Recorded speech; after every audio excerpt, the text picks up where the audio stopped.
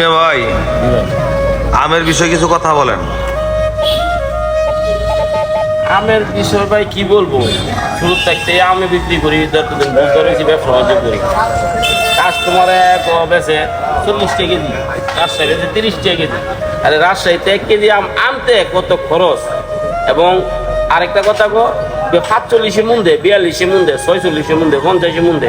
আরে 50 মুন আইন না, প্রতি ক্যারেটের ভিতরে মনে করেন 4টা 5টা কালা কষা।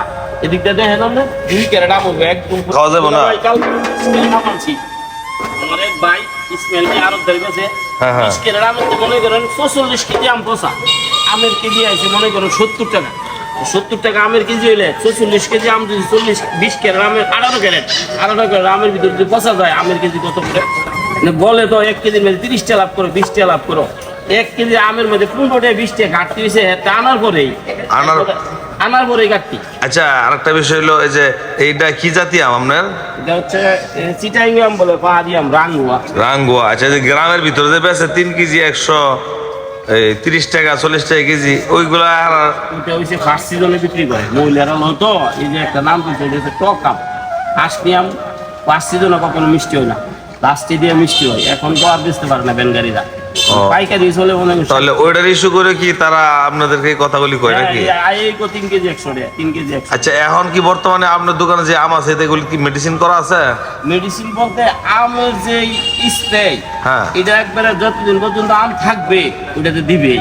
এটাতে কেউ বলতে পারবে না যে এটাতে নাই। যাক, আপনি এই আমের ব্যবসায়ী জীবনে আমি সত্য কথাটা আপনার কাছ থেকে পাইলাম, মানে স্প্রে করে আর কি। বাংলাদেশে কলা খায়নি, হ্যাঁ। কলা কোনো কলা মেডিসিন ছাড়া পাকায় না।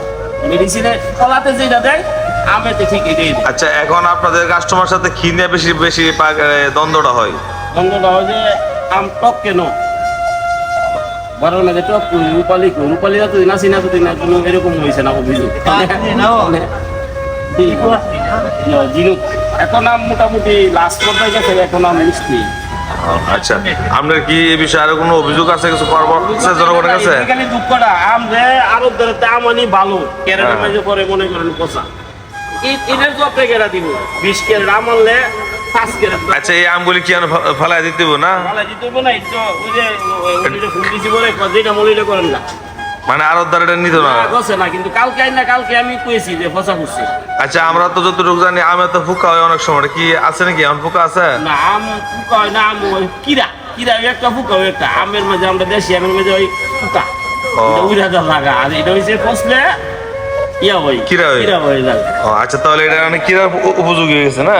আম যখন বাকি হয় ফাটা পরে, ফাটার মধ্যে মাছি যাইলে এটা কিরা হয়ে যায়। মাছি কাটা যেটা হয় আর কি।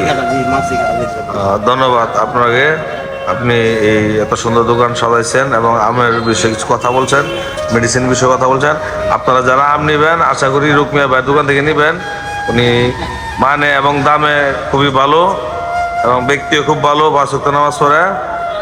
আর ওনার জন্য সকলে দোয়া করবেন। আসসালামু আলাইকুম।